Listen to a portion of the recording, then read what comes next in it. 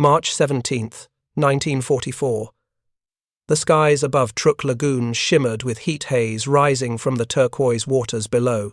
Lieutenant Alexander Vraciu pushed his F6F Hellcat into a climbing turn, his eyes locked on the Zero fighter that had just overshot his wingman's position. The Japanese pilot, confident in his aircraft's legendary turning ability, pulled hard into what should have been an impossible reversal for the heavier American fighter. Vraciu's hand moved to a small lever near his throttle quadrant, one that most pilots back home barely understood.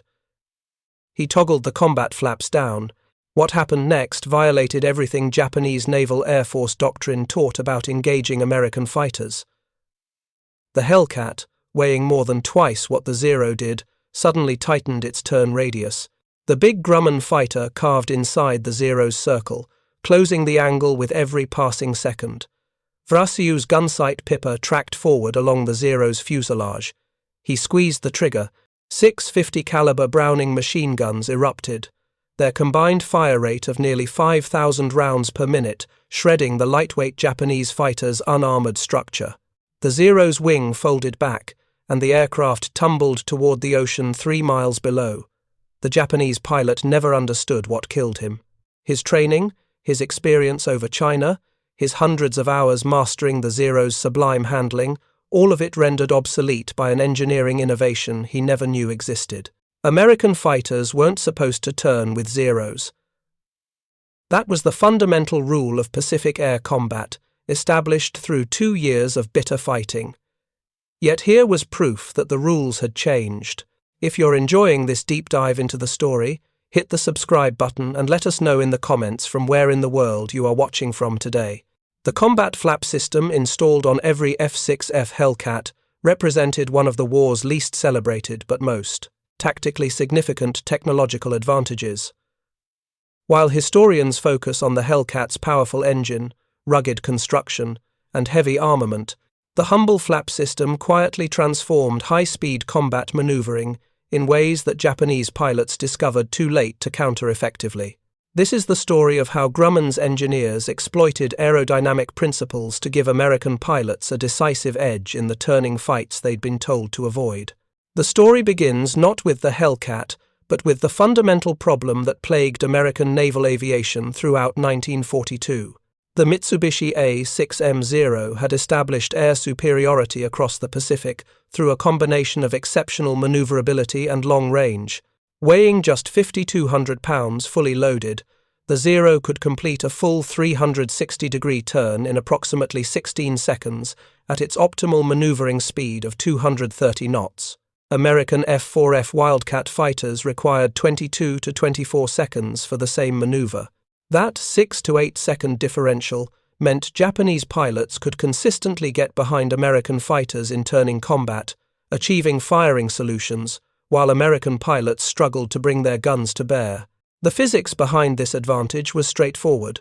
Turn radius depends on aircraft velocity and the maximum sustainable load factor, which is limited by wing loading and structural strength. The Zero's low wing loading, just 21 pounds per square foot, combined with its lightweight structure, allowed it to generate high lift coefficients at relatively low speeds. The result was a turn radius that American intelligence estimated at approximately 750 feet at optimal conditions. The F4F Wildcat, with wing loading of 25 pounds per square foot and nearly twice the Zero's weight, simply could not match that performance. American tactical doctrine adapted accordingly. The Thatch Weave, developed by Lieutenant Commander John Thatch in early 1942, used mutual support between pairs of fighters to compensate for the Zero's turning advantage. Wildcats flew in sections of 2 aircraft, weaving back and forth in a defensive scissors pattern. When a Zero pursued one Wildcat, it inevitably crossed in front of the other Wildcat, which could then fire at the Japanese fighter. The tactic worked because it avoided the turning fight entirely, but it was fundamentally defensive. American fighters were surviving but not dominating. Combat reports from 1942 and early 1943 consistently emphasized that American pilots must never attempt to turn with Zeros at low to medium speeds. The official tactical manual distributed to Pacific Fleet fighter squadrons stated explicitly that American fighters possessed insufficient maneuverability to engage in horizontal turning combat with Japanese fighters. Victory required boom and zoom tactics, diving attacks from altitude that used superior speed and climb rate rather than turning performance. This doctrine would prove effective, particularly after the F6F Hellcat entered service in early 1943 with its powerful Pratt & Whitney R2800 engine. But it left American pilots fundamentally constrained, unable to exploit certain tactical situations because their aircraft couldn't turn competitively. Grumman Aircraft Engineering Corporation's design team understood this limitation when they developed the F6F Hellcat. The new fighter was intended to match or exceed the Zero in climb rate and speed while maintaining the ruggedness and firepower that characterized American naval aircraft. But turning performance presented a challenge.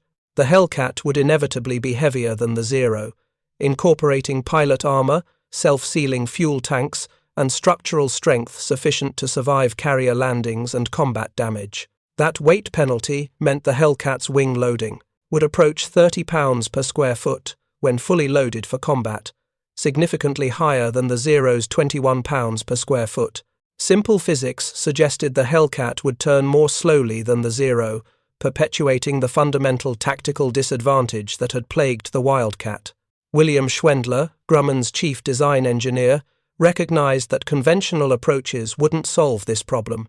Adding more wing area to reduce wing loading would increase drag and weight, negating the speed and climb rate advantages the R2800 engine provided. Strengthening the structure to allow higher load factors would add more weight, making the problem worse. The solution required a different approach, one that temporarily modified the wing's aerodynamic characteristics during combat rather than compromising the overall design. The concept of combat flaps wasn't entirely new. Aircraft had used flaps since the 1920s to increase lift during takeoffs and landings. By extending trailing edge flaps, a pilot increased the wing's camber and effective angle of attack, generating more lift at lower speeds. But conventional flap systems were designed for low-speed operations, not high-speed combat maneuvering. The mechanisms were typically hydraulic and relatively slow to deploy.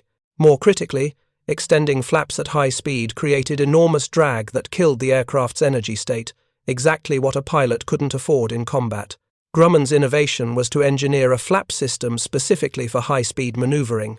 The Hellcat's combat flaps could be deployed rapidly using hydraulic actuators controlled by a small lever on the left side of the cockpit.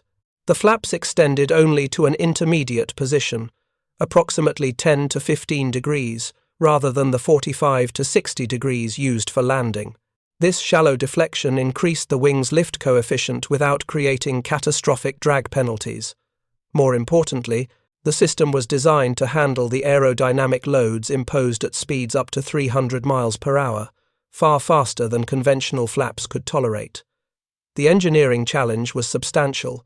At high speeds, even small flap deflections created tremendous forces on the flap structure and actuating mechanism. The flaps had to be strong enough to withstand these loads without failing or deforming. The attachment points had to distribute forces through the wing structure without creating stress concentrations that might cause structural failure.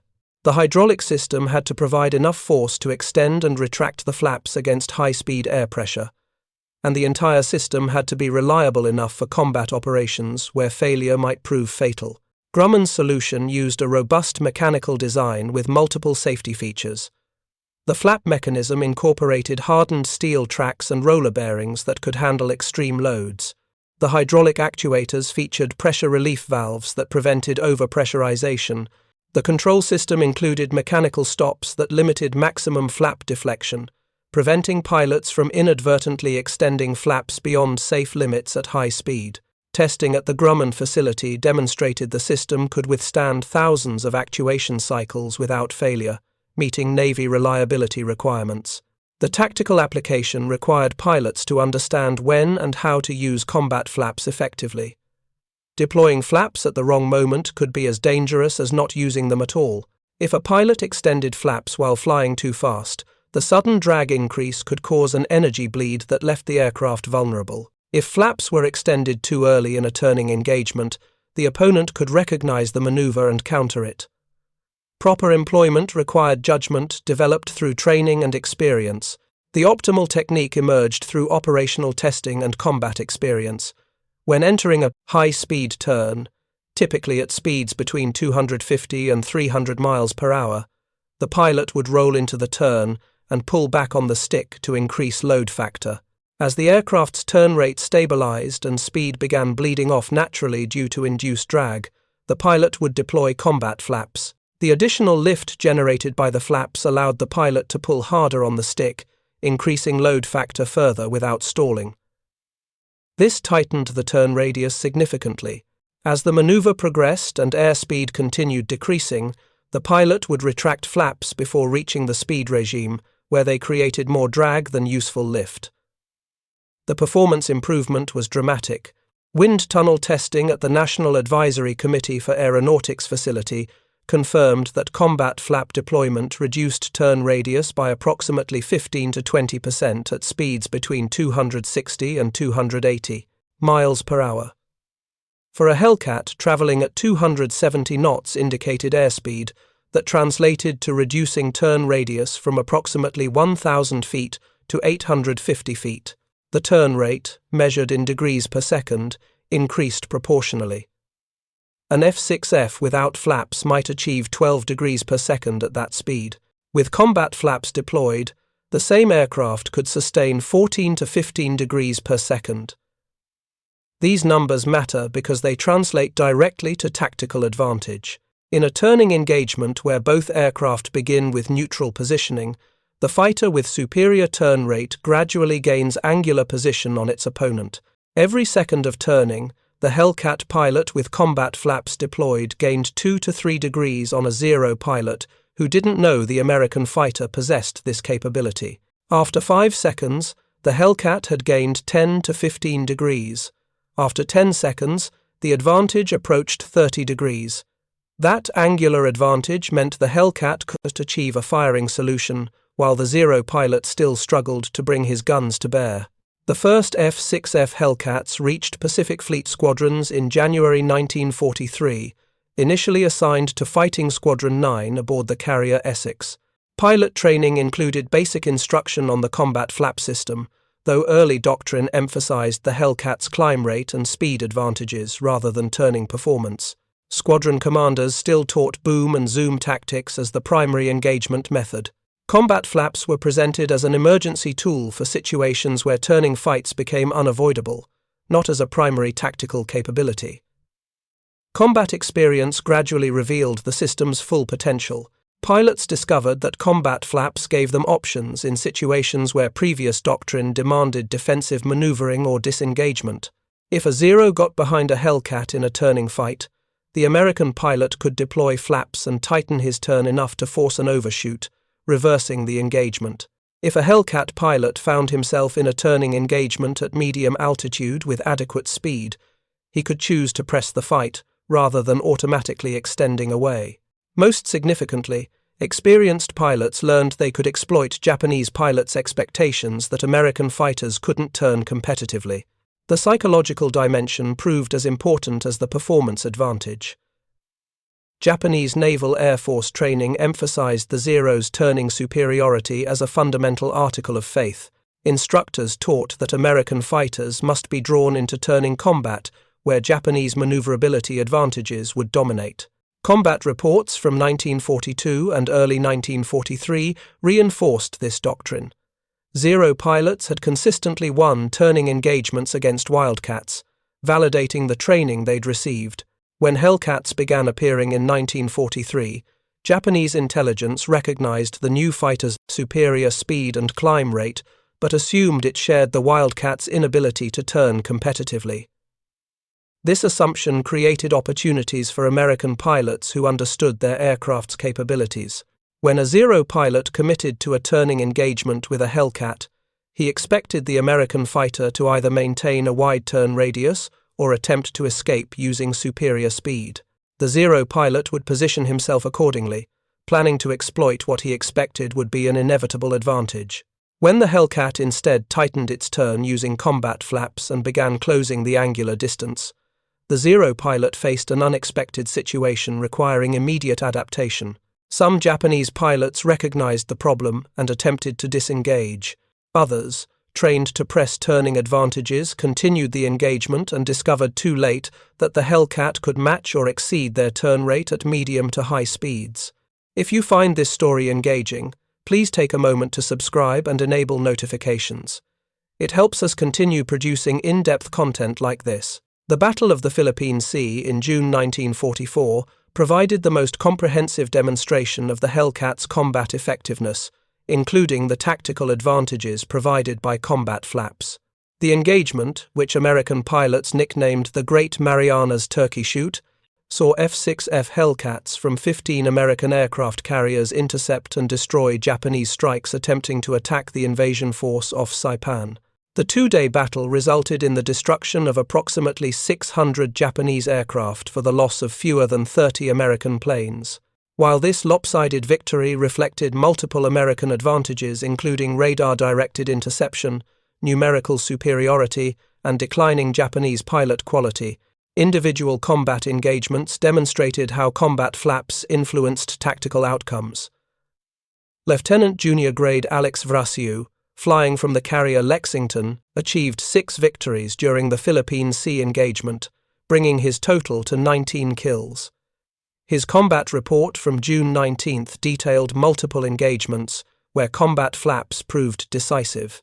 In one encounter, Vraciu intercepted a formation of Japanese dive bombers escorted by Zero fighters. After shooting down 2 bombers, he found himself in a turning fight with a Zero that had maneuvered onto his tail. Rather than extending away using superior speed, Vraciu deployed combat flaps and pulled hard into a climbing turn. The Zero pilot, expecting the Hellcat to maintain a wider turn radius, found himself suddenly facing a head-on situation as the Hellcat carved inside his turn circle. Vraciu's 650 caliber machine guns destroyed the Zero with a 2-second burst. Commander David McCampbell, who would become the Navy's top ace with 34 victories, described similar experiences in his post-action reports. McCampbell emphasized that combat flaps gave Hellcat pilots the confidence to accept turning engagements when tactical conditions favored such combat.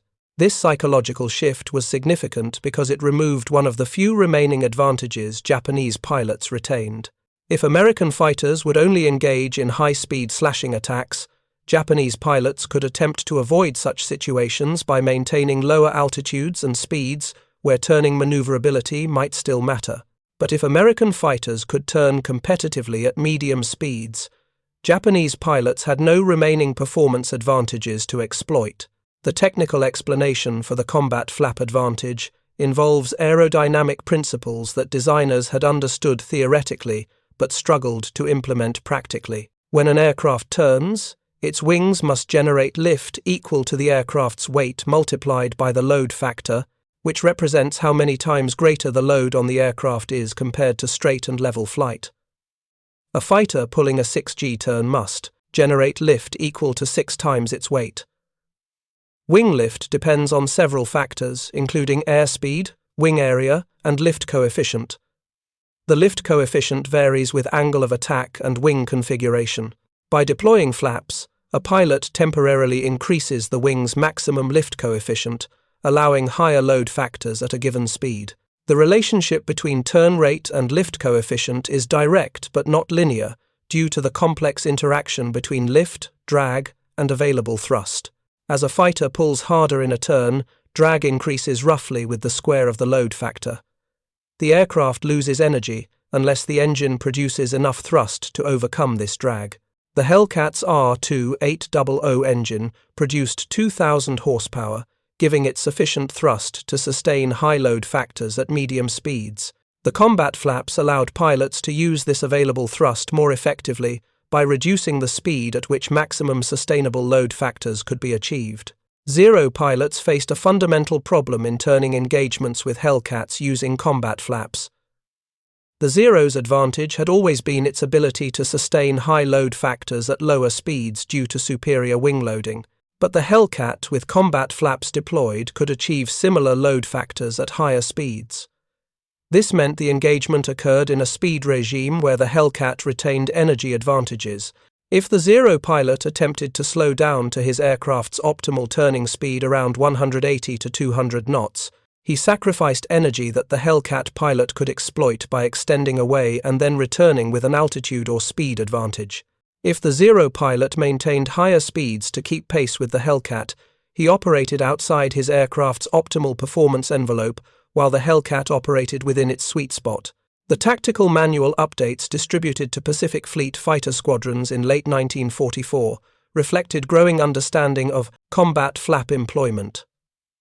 Where earlier doctrine had described flaps primarily as an emergency defensive tool, revised guidance presented them as a standard element of offensive combat maneuvering. Pilots were taught specific speed ranges, where combat flaps provided maximum advantage. They learned to recognize situations where flap deployment was appropriate versus situations where it would be counterproductive. They practiced coordinated maneuvers where one element of a section used combat flaps, while the other maintained energy, allowing tactical flexibility based on how the engagement developed. Japanese intelligence eventually recognized that American fighters possessed some capability to turn more effectively than earlier models, though they never fully understood the combat flap system's specific contribution. Intelligence bulletins from late 1944 and early 1945 warned Japanese pilots that the Grumman fighter demonstrated improved turning performance compared to earlier American aircraft.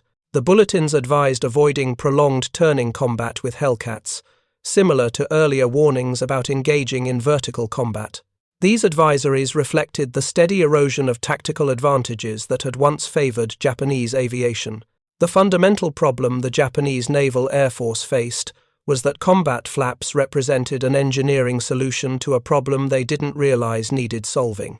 Japanese designers had optimized the Zero for lightweight maneuverability, accepting trade-offs in protection and robustness that American designers rejected. The resulting aircraft excelled in turning performance, but lacked growth potential for improved engines, heavier armament, or upgraded systems. American designers, working with different priorities and resources, created an aircraft that could be progressively improved while maintaining combat effectiveness. The combat flap system exemplified this philosophy, adding capability through intelligent engineering rather than accepting performance limitations as unchangeable constraints. The combat debut of systematic combat flap employment came not in a single dramatic engagement, but through dozens of smaller encounters across the Solomon Islands campaign throughout the late summer and fall of 1943. Each engagement added data points to the growing body of evidence that the technique fundamentally altered the tactical balance between Hellcats and Zeros. Lieutenant Richard Stambuk, flying with VF-12 off the USS Saratoga, filed one of the earliest detailed combat reports describing successful combat flap employment. On September 18, 1943, during a strike against Japanese shipping near Kolombangara, Stambuk found himself in a tail chase with a Zero that was attempting to escape toward the relative safety of Japanese-held airspace. The Zero pilot, likely a veteran given his smooth maneuvering, executed a series of hard turns designed to force the pursuing Hellcat to overshoot. At speeds below 200 knots, this would have worked. The Zero's superior low-speed turning would have let the Japanese pilot reverse the engagement. But Stambuk maintained 270 miles per hour, faster than the Zero's optimal maneuvering speed. As the Zero pulled into a hard right turn, Stambuk deployed combat flaps and followed. His Hellcat, which should have swung wide in a fast, flat turn, instead carved inside the Zero's turn radius. The Japanese pilot, monitoring his pursuer through quick glances over his shoulder, must have been stunned to see the larger, heavier American fighter staying with him through the turn. Stambuk held the turn for approximately 12 seconds, his airspeed decaying from 270 to 230 miles per hour. But 12 seconds was enough. His gunsight pipper tracked across the Zero's fuselage. He fired a 3-second burst. The 50 caliber armor-piercing, incendiary rounds shredded the Zero's unprotected fuel tanks, and the Japanese fighter exploded in a fireball that Stambuk's wingman photographed for intelligence analysis. The gun camera footage from that engagement circulated through the fleet training commands within weeks. It showed clearly what combat flaps could accomplish: Frame-by-frame analysis demonstrated how the Hellcat's turn radius had tightened visibly when flaps deployed, allowing Stambuk to cut inside the Zero's defensive turn. Similar reports accumulated throughout September and October. Lieutenant Junior Grade Alex Vraciu, flying from the USS Independence, used combat flaps to reverse a defensive situation when a Zero got on his tail during a strike against Rabaul. Vraciu's after-action report noted that without combat flaps, he would have been forced to dive away, surrendering the altitude advantage. With combat flaps, he executed a hard reversal that brought him onto the Zero's tail in a single violent turn. The Japanese pilot never had a chance to react. Vraciu's killing burst struck from less than 200 feet, point-blank range in aerial combat terms. The Zero came apart under the hammering of 650 caliber machine guns, each firing at 800 rounds per minute. The wreckage fell smoking into the Solomon Sea. These individual successes began appearing in fleet intelligence summaries that circulated to all carrier air groups. The summaries noted a pattern. Hellcat pilots using combat flaps effectively were achieving kills in situations that would have previously resulted in enemy escapes, or, worse, American losses. The tactical advantage was measurable in the most important metric of all: dead enemy pilots and destroyed enemy aircraft. Japanese intelligence was slower to recognize what was happening, partly because the pilots who encountered the new American tactic frequently didn't survive to report it. The Zero pilots, who did return from engagements with Hellcats, described increasingly frustrating combat conditions. The American fighters, they reported, could somehow turn more tightly at high speeds than physics should allow. Some Japanese pilots attributed this to superior pilot skill or to the Hellcat's greater power. They didn't understand that American engineers had given their opponents a specific technical advantage through the combat flap system. The distinction mattered because if Japanese commanders believed the problem was pilot skill, they would respond with training emphasis. If they understood it was a technical feature, they would need to develop countermeasures or new tactics. By November 1943, enough combat data had accumulated that the Bureau of Aeronautics could analyze the effectiveness of combat flaps statistically. The analysis, conducted by Commander Thomas Connolly's Operations Research Team at Pearl Harbor, examined over 140 combat engagements where Hellcat pilots had used combat flaps against Japanese fighters. The statistics were compelling. In defensive situations where a Japanese fighter had achieved a tail position, pilots who successfully employed combat flaps reversed the situation and achieved a kill 72% of the time. Those who didn't use combat flaps escaped 61% of the time but rarely achieved a kill. The difference was stark. Combat flaps converted defensive situations into offensive opportunities. In offensive tail chases, the advantage was even more pronounced. Pilots using combat flaps to follow hard maneuvering targets achieved kills 84% of the time, compared to 59% without combat flaps. The technique let pilots stay with maneuvering targets long enough to achieve firing solutions that would otherwise have required breaking off and repositioning. The operational research team also noted something unexpected in the data. Combat flap employment was spreading through peer instruction faster than formal training channels. Pilots were teaching each other the technique, sharing tips about optimal speeds, deployment timing, and retraction procedures. Squadron-ready rooms developed informal competitions about who could use combat flaps most effectively.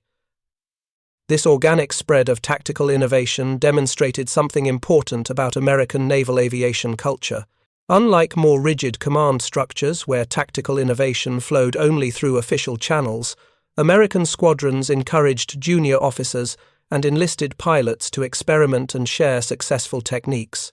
The best ideas, regardless of where they originated, spread rapidly through the fleet. Lieutenant Commander John Bridges, commanding officer of VF-17, the famous Jolly Rogers Squadron, formalized combat flap training within his unit through structured mock dogfights.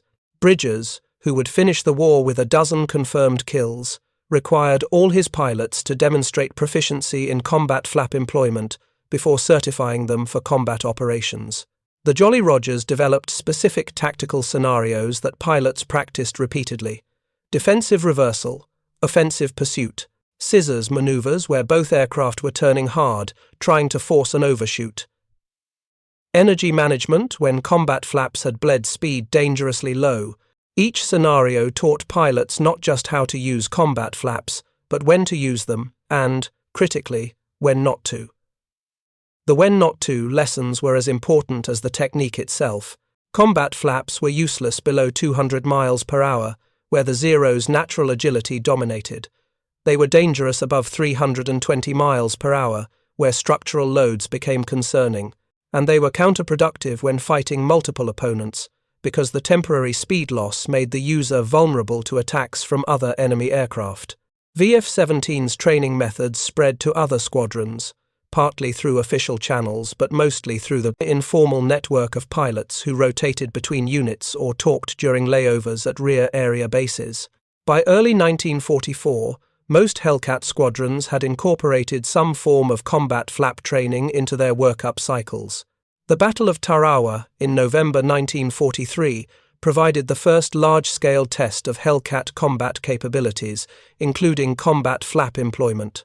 Over 3 days of intense fighting, Hellcats from multiple carriers engaged Japanese Zeros and other fighters in air-to-air combat, while providing close air support for the Marine amphibious assault. The kill ratios from Tarawa stunned both American and Japanese commands. American pilots claimed over 100 Japanese aircraft were destroyed for the loss of fewer than 10 Hellcats in air-to-air combat. While combat claims are always subject to overcounting due to multiple pilots attacking the same target, even conservative analysis suggested kill ratios exceeding 10-1. After-action reports from Tarawa contained numerous references to successful combat flap employment. Lieutenant Junior Grade Wendell 12s, flying from the USS Essex, described a swirling dogfight where he used combat flaps 3 times in a single engagement, each time to tighten his turn enough to gain firing position on maneuvering Zeros. 12's gun camera footage became required viewing in fleet training commands. It showed a masterclass in energy management and tactical judgment. In each instance, 12s deployed combat flaps for 15 to 20 seconds, just long enough to achieve firing position, then retracted them and used his remaining speed to extend away before other enemy aircraft could respond. He emerged from the engagement with 3 confirmed kills and minor battle damage from a single hit to his wing. Japanese tactical bulletins from December 1943 and January 1944 show increasing concern about American fighter capabilities.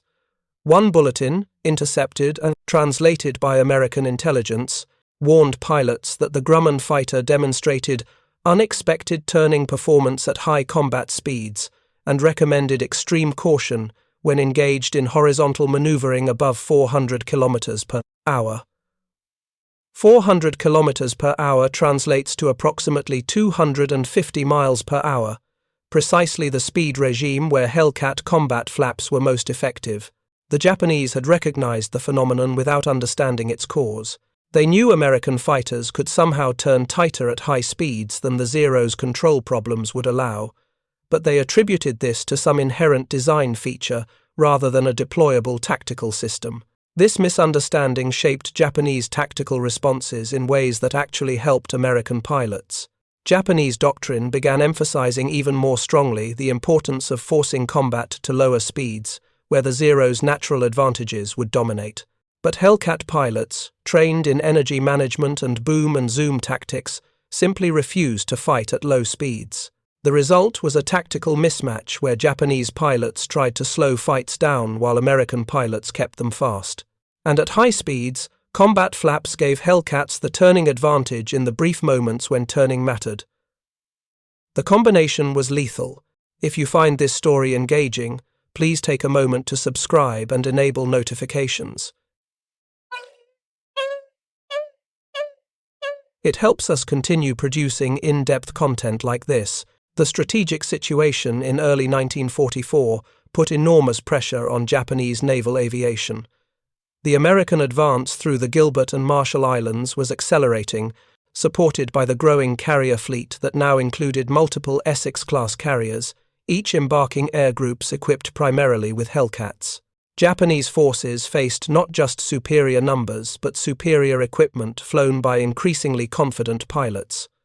Commander David McCampbell, who would become the Navy's top ace with 34 confirmed kills, all in Hellcats, described the psychological shift in a letter home in February 1944.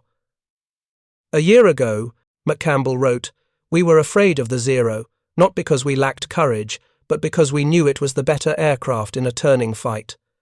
Now we're not afraid. We know our aircraft can compete, and we know the techniques that let us win. The boot is on the other foot." That confidence wasn't arrogance. It was the product of superior equipment, superior training, and superior tactics. The Hellcat gave pilots the tools. Combat flaps gave them an additional edge in the specific situations where it mattered, and the training pipeline ensured that every new pilot arriving in the Pacific understood how to employ both.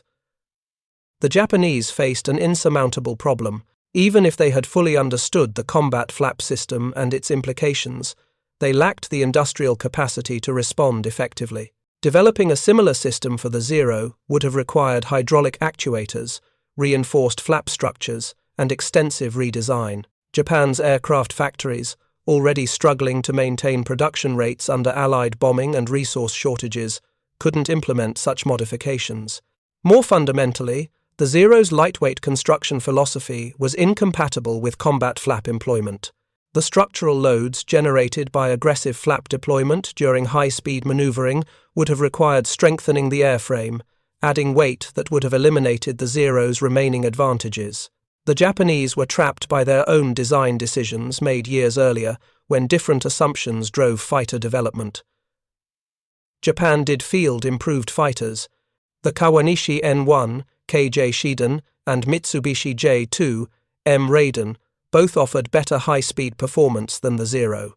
But production problems limited their numbers, and pilot quality had degraded so severely that even superior aircraft couldn't overcome the training differential between American and Japanese pilots. By mid-1944, newly graduated Japanese pilots were arriving at operational units with as little as 100 hours total flight time, compared to over 300 hours for American graduates. These barely trained aviators faced combat veterans flying superior aircraft and employing sophisticated tactics.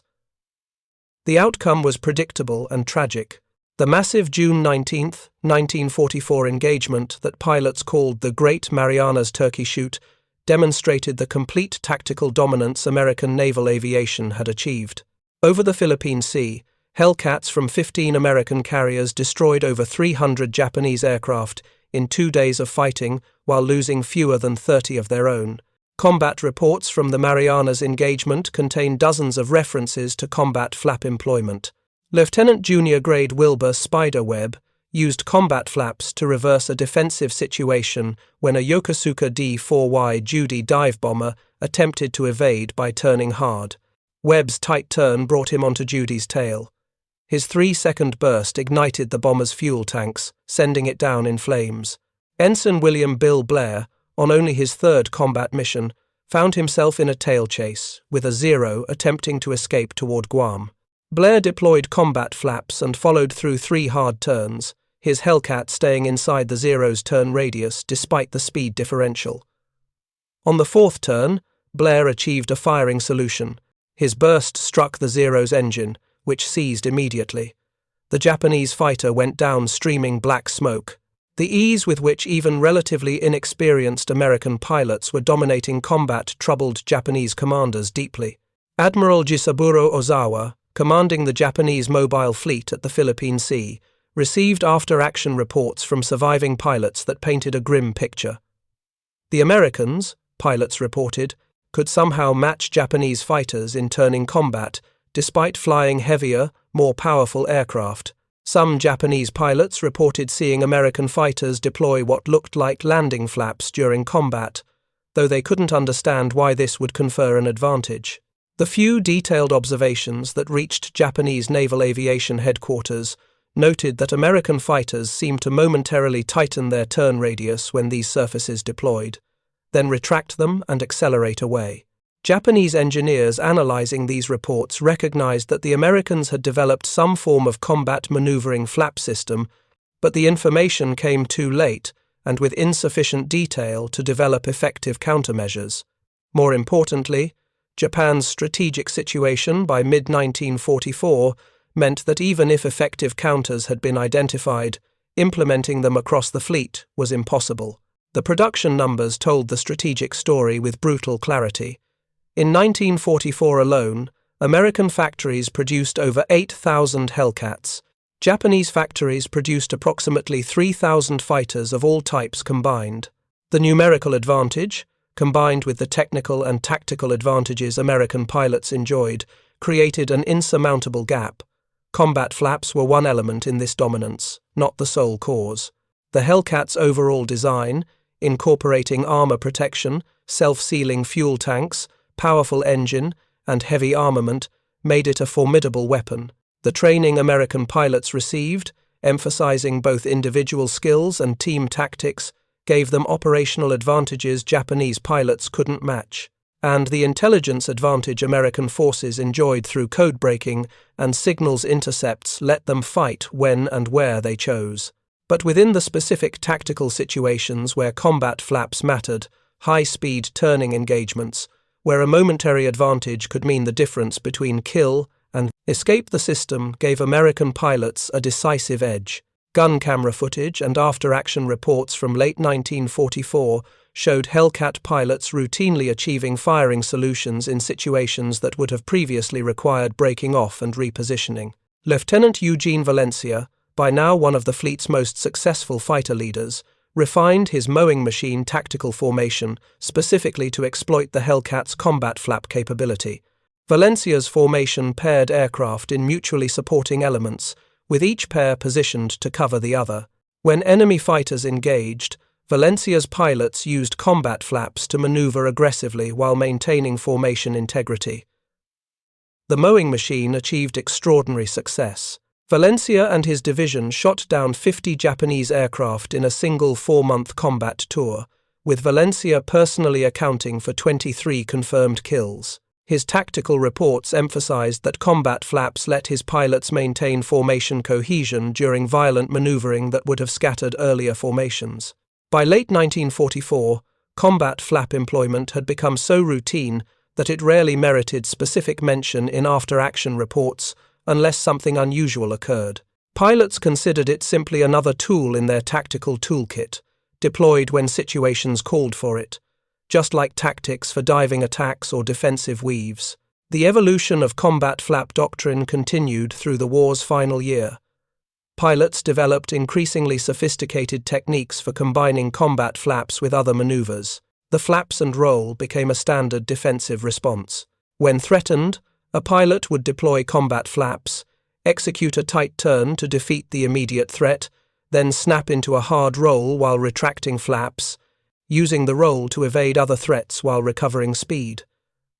Advanced Hellcat pilots learned to pulse the flaps, deploying them for 5-second bursts to momentarily tighten turn radius, then retracting them to maintain energy, then deploying again.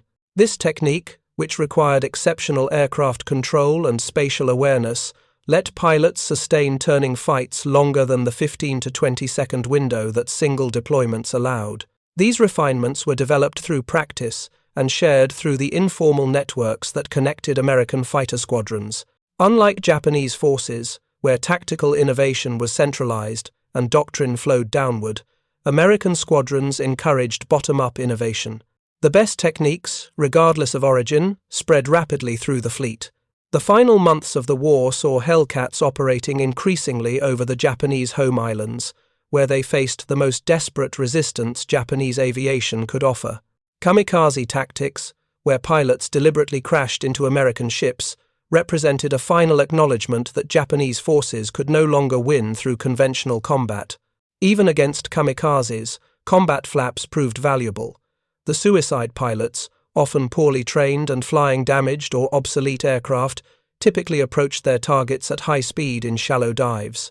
Hellcat pilots intercepting these attacks used combat flaps to tighten their firing solutions during the brief seconds when the kamikaze was within gun range but hadn't yet reached its target.